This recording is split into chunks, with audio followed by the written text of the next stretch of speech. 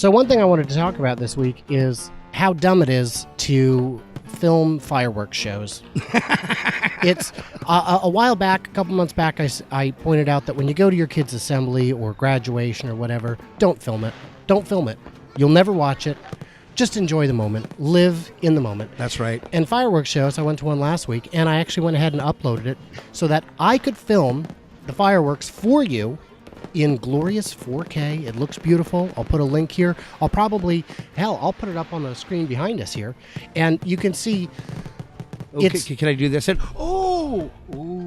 that beautiful? Doesn't that look great? Yeah, that does look great. Yeah. I like that one right there. Wow. Yeah, it's still just fireworks. Yeah. And so what ends up happening, now, I did it so you don't have to, but I also did it with a tripod. I just set it up, hit record, and let it run for the full 19 minutes. Well, the show was 19 minutes. I only recorded 18 minutes and 43 seconds because they don't exactly announce the start of it. That's not important. So what happens is these people end up holding up their phones, and instead of enjoying the actual fireworks show in its actual glory, they view it through this 3-inch screen with shitty resolution. And guys, you're not enjoying the moment. What are you doing? I think the problem with that nowadays, Brian, is everybody's phones have become just a part of an extension of their hand. I love to call the people that just walk around, I call those phone zombies. Mm-hmm. People not paying attention. Everything is through a phone anymore. And you're right, because back in our day, we're close enough in age, we didn't have that. We had maybe a Polaroid. Okay, that'll dry. Let's get that picture. And we enjoyed what we saw. Even as kids, we enjoyed what we saw. Nowadays, everybody has to film everything and post it. I don't remember. I don't think I made a video of it. I might have, but I went through the Sears catalog from, I think, 93. No, not the Sears catalog, the Radio Shack catalog, to determine what percentage of the catalog is now your phone. And excluding the 25 pages in the middle, which was transistors and capacitors and shit, I mean, those are still not, I mean, your phone has them, but nobody buys them.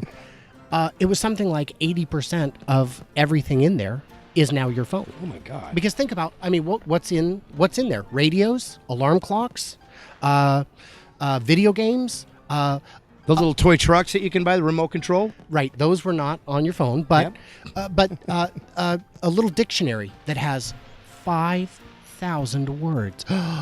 5,000 words with a half a sentence. Just, I mean, it's useless. And now, and then there was like Spanish English translators. It's all everything is your phone. A TV, a stereo, a record player. You've already got. There was a funny question on Reddit. Somebody said if you were stuck on an island and could only bring, 10 albums, what would you bring, or something like that. So, and then in Shitty Ask Reddit, somebody said if you were stranded on an island and could only bring one 64 gig iPod, which 18,000 songs would you bring? Oh, man. That's a funny question because that's about the size of it. But yeah, people. There was a great video a while back by CGP Grey where he said your phone is different from anything else you've ever bought because from the time you bought it, it has never been out of your possession. It has never been beyond arm's reach for more than a few hours. And if it has, you felt really uncomfortable. Yep. I mean, people go to the bathroom and they're like, God damn it, I forgot my phone in the car. What the hell am I supposed to do now? I don't know. Take a shit. Why don't you do that? People get... So the whole point of this is I've got a link here somewhere on the page to my full video of the fireworks show in beautiful 4K. And, it's great. And the point is I'm saying you'll never watch it. And that also goes for this video. I challenge you to watch it. Watch all 18 minutes and whatever, 43 seconds. I dare you. You won't. Nobody will. Here's another one for you. How often do you go through your phone and look at old pictures? Except when I'm looking for something specific. There you go. Never. Okay. The other day, I found a bunch of, not old, but older box of pictures. Photographs. Hard copies that I haven't looked at in years. And you know what? I sat down and went through them. Wow, great memory. Oh, I remember that. This is awesome. Yeah. And you don't do that anymore unless you're looking for something to post or show to somebody else. Right. And the big difference is when you were taking pictures, you were selective with what you took pictures of. Yes.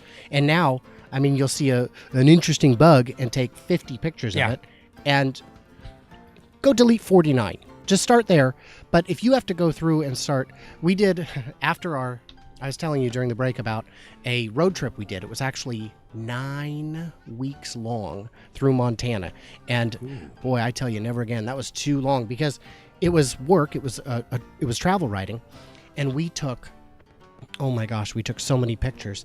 Well, at the end of the summer, I got a little sponsorship offer from the company that, I don't remember if it was Shutterfly or somebody that was bought by them. Anyway, they did photo printing. Yeah. And this was going to be the next big thing. Everyone's got digital cameras. They're going to want them printed. Well, they went out of business. So I had like a massive amount of store credit. So I printed a box of photos. And I tell you, you know how much work it is to go through the photos you've taken and decide which ones are actually worth printing? Yeah, because you've taken so many that are worthless. Yeah. Well, and a lot of them were worthless because they were work related. It's like, do I really, instead of taking notes, I would take photographs of the plaques so I could reference it later, and actually have the actual quotes. Because I don't know what's interesting right now. I'm far too busy. Yeah, no offense to anybody living in Montana, but yeah, a 9-week trip through Montana is long. It was the last big Montana. We had done a pair of 3-week trips and a 4-week trip in previous years. And we have, at this point, the only reason we go back to Montana is to visit friends because we have seen it all. We have done it all. Yeah. The state is wonderful. It's beautiful.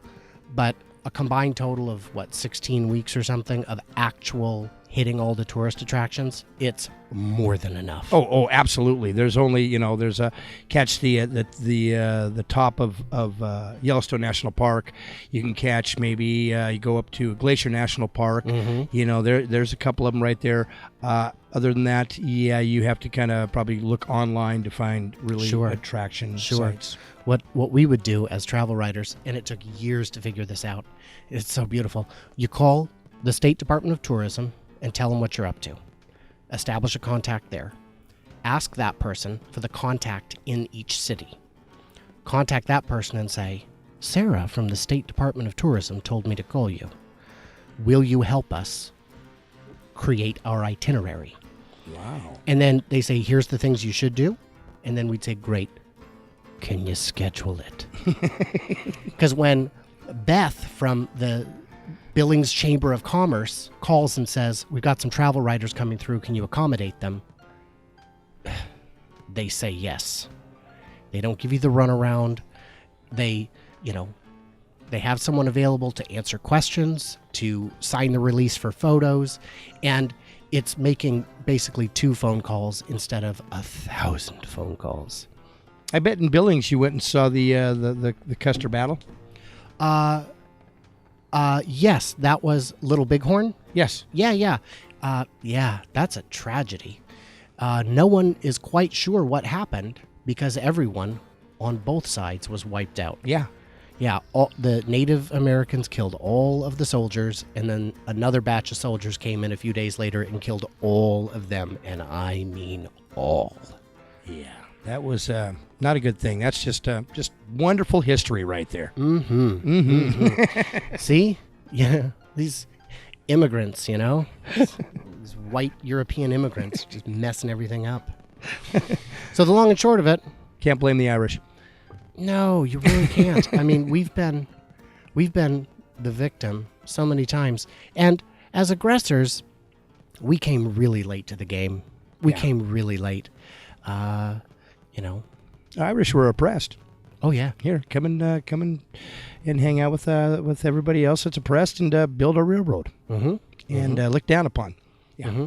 Not like the Chinese. No. But still. Yeah. Anyway, yeah. So the long and short of it is, Happy 4th of July. Happy 4th of July, everyone. And don't film the fireworks. Just don't. Enjoy them. Watch. Enjoy. Because you won't see them again till New Year's Eve. Yeah. All right.